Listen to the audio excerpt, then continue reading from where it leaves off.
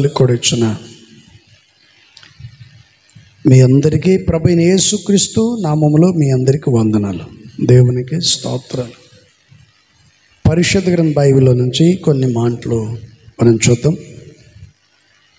ఒక మంచి మనసు కలిగినటువంటి నమ్మకస్తుడైనటువంటి వాడు అహాబు అతనితో అన్న మాట ఏంటంటే, నేను ఒక ప్రాంతానికి వెళ్తున్నాను, నువ్వు కూడా కర్మేలు ప్రాంతానికి వెళ్ళి ఆ ప్రాంతం ఎలా ఉంది చూడమని చెప్పి అహాబు పంపించినప్పుడు ఒబేదేదోము బయలుదేరి వెళ్ళాడు. ఇతను ఒక వైపుకు వెళ్ళిపోయాడు. వెళుతున్న మార్గంలో అతను దేవుని సేవకుడు అని ఒబేదేదోము తెలుసు. అతను దేవుని దాసుడు, తన నోటి నుండి వచ్చి ప్రతి మాటను దేవుడు నెరవేరుస్తాడు అనే సంగతి కూడా అతనికి తెలుసు. కానీ అహాబు మూర్ఖుడు, మూర్ఖత్వంతో దేవుని ఉగ్రతకు గురైపోయే ఆ స్థితిలో ఉండే బతుకుతున్నటువంటి వ్యక్తి. అందుకని పరిశుద్ధాత్మ దేవుడు ఏలియాతో ఒక మాట చెప్పాడు, నీవు తిరిగి మరలా సోమరోను పట్టణానికి వెళ్ళి ఈ విషయాన్ని చెప్పమని. ఏమని? మరలా దేవుడు వర్షాన్ని కురిపించబోతున్నాడు అనేటువంటి విషయాన్ని చెప్పమని దేవుడు తనతో చెప్పాడు. అయితే ప్రేమేంద్ర బిడ్డలారా, దేవుడు వర్షం కురిపించక ముందు ఒక మాట చెప్పాడు. 3.5 సంవత్సరం కరువు వస్తుంది కదా అని చెప్పి దేవుడు అంటాడు, నువ్వు బయలుదేరి కిత్రోను వాగు దగ్గరికి వెళ్ళిపో, అక్కడ నీకు తాగు నీటి, ఆ తర్వాత ఆహారం, కాకుల ద్వారా నేను నిన్ను పోషిస్తాను. చూడండి, దేవుని పిల్లలకు దేవుడు ఎప్పుడు కూడా అన్యాయము చేయడు.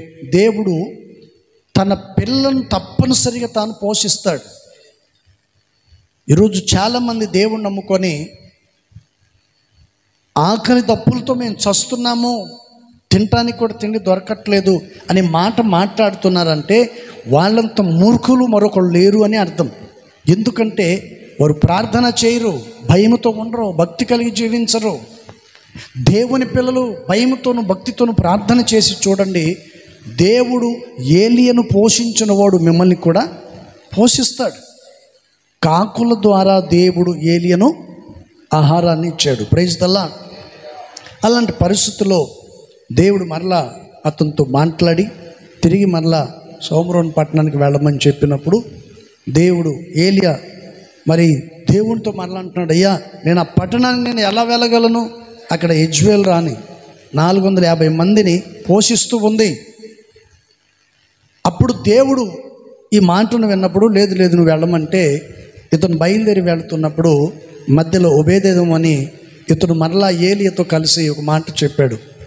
అతను గుర్తుపట్టి అతని దగ్గరికి వచ్చి ఆయనతో మాట్లాడినప్పుడు ఇతను దైవజనుడు ఏలియా గారు అంటారు, యెజ్బేలు దగ్గర ఉన్న ఆ ప్రవర్తలను ఎవరో వాళ్ళందరినీ నా దగ్గర తీసుకొని రమ్మన్నప్పుడు ఆయన అంటాడు, అయ్యా ఆమె ఇప్పటికే భయంకరమైనటువంటి వ్యక్తి, నీవు పిలుసుకురమని చెప్పావని నేను ఒకవేళ ఆమె దగ్గరికి వెళ్ళి చెప్పినా నేను ప్రాణంతో మరలా బ్రతికి ఉండలేను.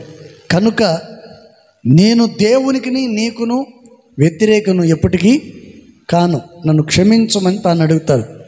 అయితే పరిశుద్ధాత్మ దేవుడు వారి జీవితంలో గొప్ప కార్యాన్ని చేశాడు.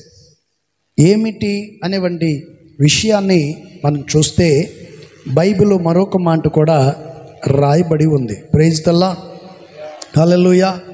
యాకోబు పత్రికల్లో ఒక మాట రాయబడి ఉంది. ఏంటి ఆ మాట అంటే, దేవుడు మరలా ఏలియాకు ప్రత్యక్షమై ఈ విషయాల్ని చక్కగా తెలియచేశారు. అందుకని ఏలియా ఏం చేశాడంటే మరలా ప్రార్థన చేయటం మొదలుపెట్టాడు. చూడండి, యాకోబు పత్రిక 5వ అధ్యాయం 17వ వాక్యం. ఏలియా మన వంటి స్వభావము గల మనుషుడే, వర్షింపకుండునట్లు అతడు ఆసక్తితో ప్రార్థన చేయగా 3.5 సంవత్సరము వరకు భూమి మీద వర్షము పడలేదు. అతడు మరలా ప్రార్థన చేయగా ఆకాశము వర్షం ఇచ్చెను, భూమి ఫలమిచ్చెను. Praise the lord. చూడండి, చెప్పబడిన వంటి విషయాన్ని మనం చూస్తే దేవుడు ఏమని ప్రార్థన చేయడండి, చేయమని చెప్పాడు. దేవుడు ఏలియాతో ఏమని ప్రార్థన చేయమన్నాడు చెప్పాలి, నోరుంటే చెప్పండి తొందరగా. దేవుడు ఏలియాతో ఏమన్నాడండి?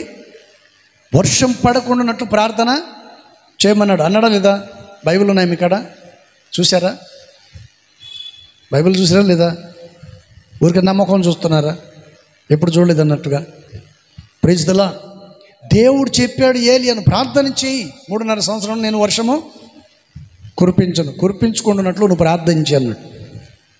ఎందుకని చెప్పండి, ఎందుకని? ఇప్పుడు నేను ఆఫ్ చేస్తున్నాను, వర్షం కురిపించట్లేదని చెప్పి అన్నాడు కదా, ఆఫ్ చేస్తే పోలే, మరలా నువ్వు ప్రార్థన చేయమని ఎందుకు చెప్పాడు దేవుడు? Praise the Lord. హల్లెలూయా. కొందరు ఉంటారండి మన దగ్గరికి వచ్చి చెవులు మాట్లాడుతున్నారు, ఒక విషయం నీకు తెలుసా, ఏదో ఈ మధ్య మాట్లాడుకుంటున్నారు, ఏంటి సంగతి తెలుసా అని అంటారు. అరే నాకేం తెలియదని ఈడు అంటాడు. నీకేం తెలుసు అంటే నాకంతా తెలుసు. మరి నీకంతా తెలుసు, మళ్ళీ నన్ను ఎందుకు అడుగుతున్నావు అని అడిగితే అప్పుడేమంటారు? నువ్వేమంటావు అని. అర్థమైందా? దేవుడు అంటున్నాడు ఏలీతో 3.5 సంవత్సరాలు వర్షం కురిపించుకుంటున్నట్లు నీవు ప్రార్థన చెయ్యి. Praise the Lord. హల్లెలూయా. అప్పుడు దేవుడిని సన్నిధిలో ఆయన ప్రార్థన చేసి 3.5 సంవత్సరం వర్షం పడకుండా ఆగిపోయింది. భయానకమైన కరువు పరిస్థితులు, కానీ దేవుడు మాత్రం అతన్ని పోషించాడు. మరి దేవుడు ఏలియాను పోషించిన వాడు మనల్ని ఎందుకు పోషించట్లేదు? ఈరోజు నువ్వు చేతులు కష్టార్జితం వల్ల ఎందుకు తృప్తి పరచబడలేకపోతున్నావు? ఈరోజు కుటుంబంతో దేవుని సన్నిధికి వచ్చిన నీవు, దేవుని వాక్యాన్ని వింటున్న నీవు, పరిశుద్ధాత్మని సన్నిధిలో ప్రార్థన చేస్తున్నానని చెప్పుకుంటున్న నీవు, భయము భక్తి కలిగి బ్రతుకుతున్నానని అనుకుంటున్న నీవు, నీ జీవితంలో ఎందుకు నీ చేతుల కష్టార్జితము వలన ఎందుకు తృప్తిపరచబడలేకపోతున్నావు? కారణం ఏమిటంటే నువ్వు ఇంకా దేవునిలో భయభక్తులు కలిగి లేవని అర్థం.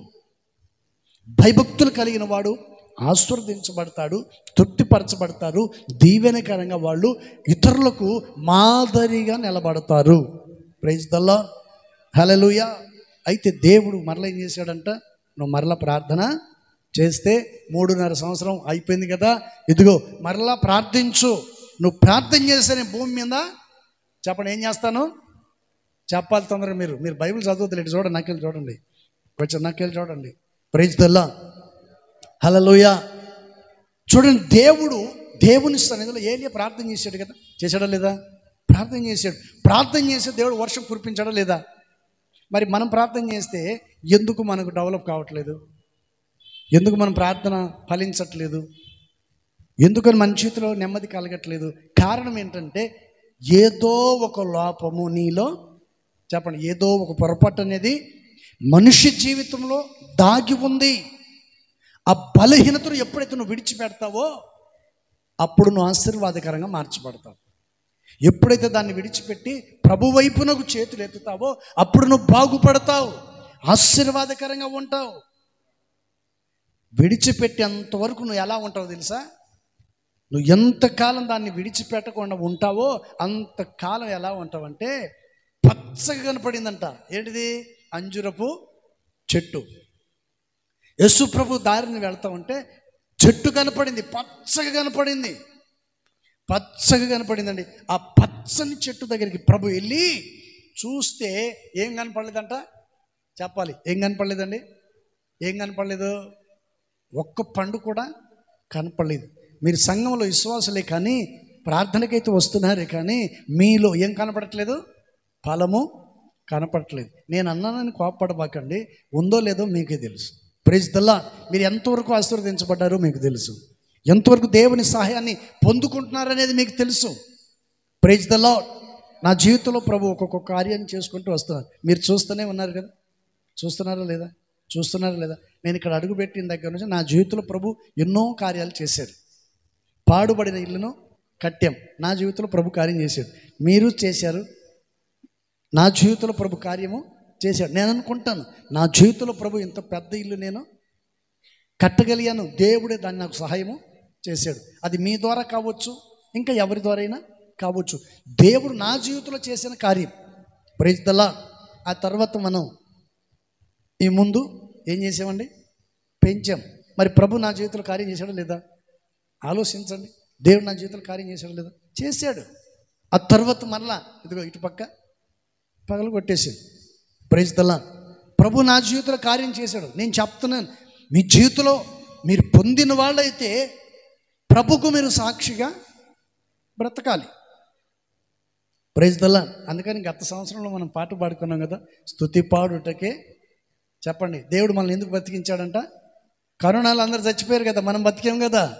దేవుని స్తుతించేదానికి మాత్రమే దేవుడు మనల్ని బ్రతికించాడు. బ్రతికి ఉన్నవాడు చేయాల్సిందేంటి? ప్రార్థన చేయాలి, ప్రతిఫలమును పొందాలి. Praise the Lord. దేవుడు ఆ చెట్టు దగ్గరికి వెళ్ళాడు, చూశాడు, ఏమీ కనపడలేదు. అప్పుడు దేవుడు ఏమన్నాడు తెలుసా? నువ్వు నాశనం అయిపోను, పాడైపోను అనలేదు. నువ్వు ఎప్పటికీ కాపు కాయక ఉందువు గాక అని దేవుడు చెప్పాడు. Praise the Lord. ఇప్పుడు మీరున్నారనుకోండి, మీ భర్తనో మీ భార్యనో, నీకు కష్టపడటం రాదు, సంపాదించడం రాదు, ఇంట్లో అన్నం వండి పెట్టను కూడా చేత కాదు, ఎందుకు నువ్వు బ్రతకటం అనవసరం అన్నావు అనుకో, ఆమె ఏమంటుంది? ఈడేమంటాడు? బ్రతకటం కంటే నేను చావటమే. చెప్పండి, ఎప్పుడంటారు చెప్పండి? ఈ మాట అన్న తర్వాత, నువ్వు అన్న తర్వాత యేసు ప్రభు కూడా చెట్టు దగ్గరికి వెళ్ళి ఆ చెట్టుని చూశాడు, ఎతికాడు, కనపడలేదు.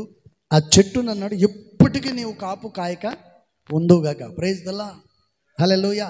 చెట్టు సంఘానికి, చెప్పండి, సంఘానికి, విశ్వాసికి, విశ్వాస జీవితానికి సాదృశ్యం. నీ విశ్వాసము ఫలించాలి కానీ మనుషుల ముందు మాత్రం పచ్చగా కనపడినట్టు ఉండకూడదు. చూడటానికి మాత్రం భలే ఉన్నారండి, వీళ్ళకేమండి లక్షణం కోటీశ్వరులండి, లక్షాధికారులు చూడు ఎట్టున్నారు, బ్రహ్మాండంగా ఉన్నారు. చూడటానికి మాత్రం మొఖాలు తలతలు మెరిచిపోతున్నాయి. Praise the Lord. హల్లెలూయా. అని ఆరొకటి చెప్తారంట, అది మనం రాసుకొని తయారు చేసుకొని ముఖానికి రాసుకుంటే ఏమవుతుందంట? చెప్పండి. రాసుకున్న తర్వాత తెల్లగా అవుతుందో ఉన్నదంతా ఊడిపోద్దో తెలియదు. ఏంటంటే ఎవరికి తెలుసు? Praise the Lord. హల్లెలూయా. అది రాసుకొని ఈ 3-4 కలుపుకొని ముఖానికి రాసుకుంటే తెల్లగా, ఏం దేవుడిచ్చింది సరిపోలేదా నీకు? దేవుడిచ్చిన అందం చాలు కదా, ఇంకా అంతకంటే ఏం కావాలి? లేనిపోని నేను రాసి ముఖాన పుళ్ళులేసి, ఏంటంటే పెదములు వాసి, పళ్ళు బయటకు వచ్చి, కళ్ళు లోపలికి పోయి బాధపడేవాళ్ళు చాలామంది ఉంటారు. మనకెందుకండి అని. Praise the Lord. హల్లెలూయా. అందుకని పరిశుద్ధాత్మ దేవుడు చక్కగా ఏలీయాతో చెప్తున్నాడు, ఏమని? నువ్వు ప్రార్థన చెయ్యి, ప్రార్థన చేస్తే మరలా నేను భూమి మీద వర్షాన్ని కురిపిస్తాను. Praise the Lord. అందుకని దేవుడు ఏం చేశాడు తెలుసా? ఏలీతో చెప్పినటువంటి మాటను ఏలియా విని బయలుదేరి వెళ్తే అహాబు రథం కంటే ముందుగా సోమరుని పట్టణానికి చేరాడంట. పరిశుద్ధాత్మ దేవుడు తనతో చెప్పిన ప్రతి విషయాన్ని కూడా దేవుడు నెరవేరుస్తూ వచ్చాడు. అందుకని ఇక్కడ చక్కగా మనం చదివాం 17వ వచనం. ఏలియా, చెప్పండి, ఏలియా మన వంటి స్వభావం అంటే ఏలియా నాలాంటి స్వభావం కలిగిన, చెప్పండి, మనల్ని అనుకుందాం, మనల్ని మనమే అనుకుందాం. అక్కడేమో మన వంటి స్వభావం కలిగిన వాడు అని రాస్తుంది. మనం చదివేటప్పుడు, మనం చదువుకున్నప్పుడు, నువ్వు డైరెక్ట్గా చదవకపోయినా, గట్టిగా అందరికి వినపడేటట్టు చదవకపోయినా, నువ్వు బైబిల్ చదువుకునేటప్పుడు ఏమని చదవాలి? అక్కడ ఏలియా నాలాంటి స్వభావం కలిగిన మనిషే కదా. మరి ఆయన ప్రార్థన చేసే వర్షం పడింది. నేను ప్రార్థన చేసే కనీసం, చెప్పండి, ప్రైజ్ ది లార్డ్. యేసు ప్రభు వారు ఉపమానం చెప్పారు. ఏమని చెప్పారు? ఈ కొండను ఇక్కడ నుంచి లేచి వెళ్ళిపోయి సముద్రంలో పడమంటే, చెప్పండి, పడమంటే పడుతుంది అని చెప్పాడు. దానికి అర్థం ఏంటి? ఒకడు చూశాడట 3 రోజులు. ఒకరోజు వచ్చాడు, ఈ కొండ, కొండ నువ్వు లేచి సముద్రంలో పడు అన్నాడంట. పోట్ల. మరుసటి రోజు వచ్చాడు. మరుసటి రోజు వచ్చి, నిన్న కూడా చెప్పాను, ఇదిగో ఈరోజు కూడా చెప్తాను, కొండ లేచిపోయి సముద్రంలో పడు అన్నాడు. ఆ రోజు కూడా లేవాలి. 3 రోజులు అయిపోయింది. Praise the Lord. ఒక ఆయన అడిగాడంట, ఎక్కడికి వెళ్ళి వస్తున్నావు అంటే, బైబిల్ రాసింది కదా, యేసు ప్రభు చెప్పారు కదా, ఈ కొండను లేచి వెళ్ళి ఆ సముద్రంలో పడమంటే అది పడిపోద్ది అని చెప్పాడు. అందుకు నేను కూడా అక్కడికి వెళ్ళి ఆ కొండతో చెప్తుంటే కొండ లేవట్లేదు అన్నాడట. అప్పుడు ఆయన అన్నాడంట, దేవుడు ఏమన్నాడు, ఆవు గింజంత, చెప్పండి, ఆవు గింజంత విశ్వాసం నీకు ఉన్న ఎడల ఆ కొండ వెళ్ళి పడుతుంది. మరి విశ్వాసం అంటే కొండ ఎందుకు లేవదు? ఉందా? ఆవు గింజంత చెప్పండి. ఏంది ఎట్లా చూస్తున్నారు? విచిత్రంగా ఉంది ఈరోజు. ఆవు గింజ ఎంత ఉంటుంది? సన్నగా ఉంటుందండి, సన్నగా ఉంటుంది, ఇంత నల్లగా. ఆవు గింజ అంత విశ్వాసం నీకు ఉన్న ఎడల ఆ కొండ వెళ్ళి అక్కడ సముద్రంలో పడమంటే పడుతుందని చెప్పి. Praise the Lord. అందుకని యేసు ప్రభువు నా మాటలు సుత్తి లాంటివి, నా మాటలు ఎటువంటిదంట? Praise the lord. ఖడ్గం లాంటిది. దేవుని మాటలు ఖడ్గం లాంటివి, సుత్తి లాంటివి, సరిచేస్తుంది. Praise the Lord. అందుకని పరిశుద్ధాత్మ దేవుడు ఏలీతో చెప్పిన ప్రతి పనిని చేశాడు. ప్రార్థించాడు, ఆగిపోయింది. మరలా ప్రార్థించాడు, వర్షము పడింది. మరి మనం ప్రార్థన చేస్తున్నాం, మన ప్రార్థన ఫలించిందా లేదా అని కూర్చున్న మీరు మీ జీవితంలో మీరు ఆలోచన చేయాలి. Praise the Lord. ఏలియా ప్రార్థన ఆలకించిన దేవుడు నా ప్రార్థన ఎందుకు ఆలకించట్లేదు అని నువ్వు పట్టుదల కలిగి ప్రార్థించినట్లయితే దేవుడు నీ ద్వారా గొప్ప కార్యాన్ని చేస్తాడు. Praise the Lord. హల్లెలూయా. నువ్వు ప్రార్థిస్తే ఆవగింజంత విశ్వాసము నీలో ఉండి ప్రార్థించినట్లయితే నీ కుటుంబంలో ఉన్న దరిద్రత తొలగిపోద్ది, శాపం తొలగిపోద్ది, అనారోగ్యాలు తొలగిపోతాయి, సంపూర్ణత కలిగిన ఆయన సన్నిధిలో నువ్వు నిలబడగలుగుతావు. Praise the Lord. హల్లెలూయా. అందుకని పరిశుద్ధ గ్రంథ లేఖనంలో ప్రభువైన యేసుక్రీస్తు వారు ఏలీతో చెప్పిన ప్రతి విషయాన్ని ఆయన నెరవేరుస్తూ వచ్చాడు. ఏలియా ఎలాంటి వ్యక్తి అంట? ఆయన, చెప్పండి, మన వంటి స్వభావము కలిగిన వాడు. Praise the Lord. హల్లెలూయా. మన వంటి స్వభావం గల మనుషుడే వర్షింపకుండానట్లు అతడు ఆసక్తితో, అది ఏం శక్తి? చెప్పండి, ఏం శక్తి? దురాత్మ శక్తి. ఏం శక్తి? ఆసక్తి ఉండాలంట మనిషికి. బంగారు నగలు కొందాం, ఎండి నగలు కొందాం, పట్టు చీర కొందాం, సూటు బూటు కొనుక్కుందాం. ఏముండాలి? చెప్పండి. వీటిని కొనేదానికి ఆసక్తి ఉంటే సరిపోద్దా? దేని మీద ఉండాలి ఆసక్తి? ఒకటి బాగా గమనించండి మీరు, నాటిన వాడు నీరు పోయక మానడు. మానుతాడా? చెప్పండి.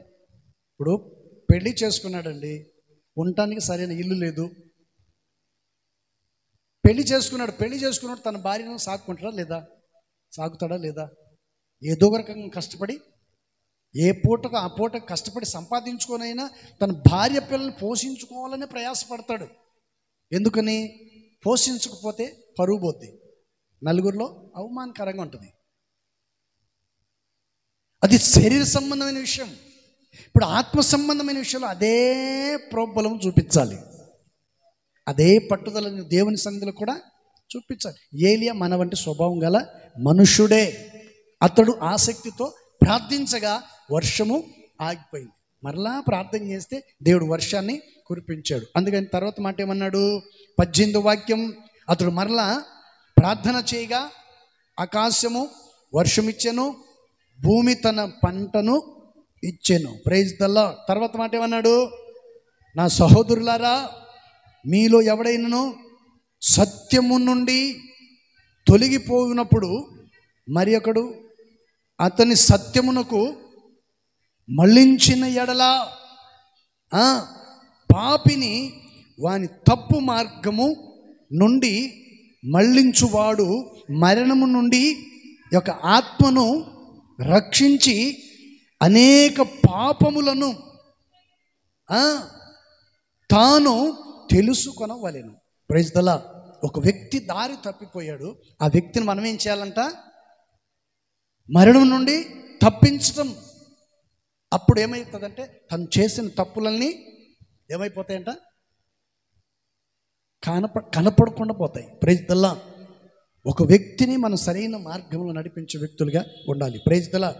ఒకటి ప్రార్థన చేస్తే వర్షం ఆగిపోయింది, రెండోది ప్రార్థన చేస్తే వర్షము పడింది, మూడోది ఏం చేయాలి? మనం ఇక్కడ చదివాం కదా, ఒక వ్యక్తి పాపంలో పడి దారి తప్పిపోయినటువంటి వ్యక్తిని మరలా మనం ఏం చేయాలంట? తిరిగి మరలా అతన్ని పునర్నిర్మించటం, పాడైన జీవితాన్ని మరలా సరిచేయటం. అంటే తప్పిపోయిన మార్గంను తిరిగి మరలా సరైన మార్గంలో మనం ప్రభు మార్గంలో నిలబెట్టడం. ఈ 3 పనులు మన జీవితంలో తప్పనిసరిగా కలిగి ఉండాలి, చేయాలి. అలా చేస్తే పరిశుద్ధాత్మ దేవుడు తప్పనిసరిగా కార్యము చేస్తాడు. Praise the Lord. హల్లెలూయా. అందుకని దేవుడు ఏలీయాకు ప్రత్యక్షమై ఈ విషయాలన్నింటినీ తెలియచేశాడు. మరొక మాట కూడా చూడండి, 17వ అధ్యాయం 2వ వాక్యం చదవండి. మొదటి రాజుల గ్రంథం 17వ అధ్యాయం, మొదటి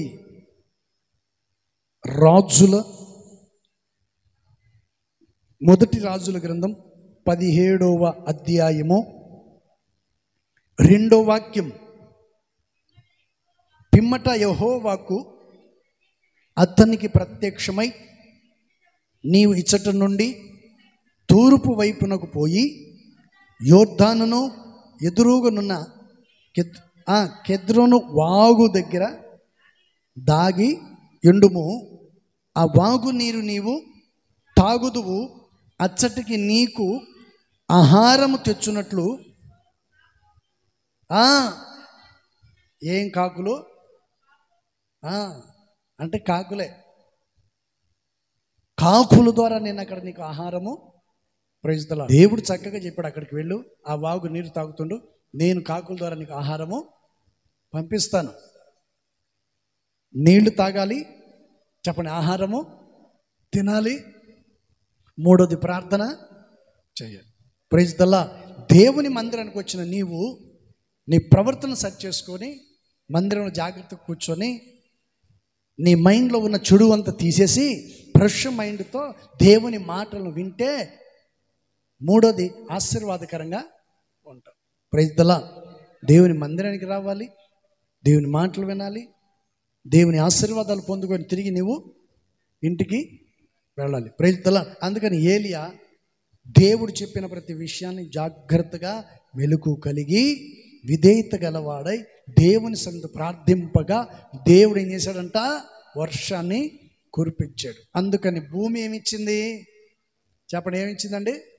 ఆకాశం వర్షమునిస్తే భూమి ఏమో పంటనిచ్చింది. Praise the lord. ఈ రెండునిచ్చింది ఎవరు? భూమి ఆకాశములను సృజించిన యెహోవా. సజీవుడైన దేవుడు మనకు సమస్తమును దయచేస్తాడు. దయచేయాలంటే ఏం చేయాలి చెప్పండి? ప్రార్థన. ఇవన్నీ మనకు కావాలంటే దేని ద్వారా వస్తుంది చెప్పండి? దేని ద్వారా? ప్రార్థన ద్వారే. Praise the lord. ప్రార్థన ద్వారానే నీవు నీ కుటుంబాన్ని కట్టుకోవాలి. అందుకని పరిశుద్ధ గ్రంథ లేఖనంలో రాయబడిన ప్రతి విషయాన్ని కూడా మనం జాగ్రత్త కలిగి దేవుని సన్నిధిలో నడిపించబడాలని దేవుని వాక్యము తెలియచేస్తుంది. దేవుడు కొద్ది మాటలు దీవించును గాక. ఆమేన్. మోకరించండి, ప్రార్థన చేసుకుందాం. ప్రేమ స్వరూపి పరిశుద్ధుడా, గొప్ప దేవుడు, చాలిన దేవుడు, ఇంతవరకు మీ దయగలిగిన రెక్కల చోట్న మరుగుపరిచి మాతోనూ మా అందరితోనూ మాట్లాడిన ప్రతి మాటను బట్టి స్తోత్రాలు. ప్రతి బిడలను మీ చేతికి అప్పగిస్తున్నాం. విన్న ప్రతి ఒక్కరి హృదయాలలో నాటబడి నీరు కట్టి ఫలింపచేయమని వేడుకొనుచును. కృపగలిగిన తండ్రి స్తోత్రం. వారి యొక్క విశ్వాస పరిమాణమును చొప్పున నీ సన్నిధిలో వారు దీవించబడినట్లు మీ దయగలిగిన రెక్కల చోటున ఈ బిడ్డలను మరుగుపరిచి కృపచూపమని వేడుకొనుచున్నాం. దైవ సేవకులుగా మమ్మల్ని బలపరిచి నీ సన్నిధిలో నిలిపి మాకును మా అందరికీ కావాల్సిన మాటలు మీరు దయచేశారు. కృపగలిగిన తండ్రి స్తోత్రం. నైనా ఇంకనూ మీరు దీవించండి. మీ సన్నిధి నిత్యం మాకు తోడే ఉండినట్లు కృప చూపండి. ఈ కుడికి ప్రారంభం నుండి ముగింపు వరకు అన్ని విషయాలలో మీరే మాకు తోడే ఉండి నడిపించిన మీ నామమును బట్టి స్తోత్రాలు చెల్లిస్తూ యేసు నామములో అడుగుచున్నాము తండ్రి, ఆమేన్. మన ప్రభైన యేసుక్రీస్తు కృపయు, తండ్రి అయిన దేవుని ప్రేమ, పరిశుద్ధాత్మిక సన్నిధి సహవాసం కూడిచిన ప్రతి బిడ్డలకును సకల పరిశుద్ధులకును ప్రభు రాకడ పర్యంతం వరకు సదాకాలం తోడుండి నడిపించును గాక. ఆమేన్. హల్లెలూయా. అందరికీ వందనాలు, దేవునికి స్తోత్రాలు. జ్యోతిర్మయుడా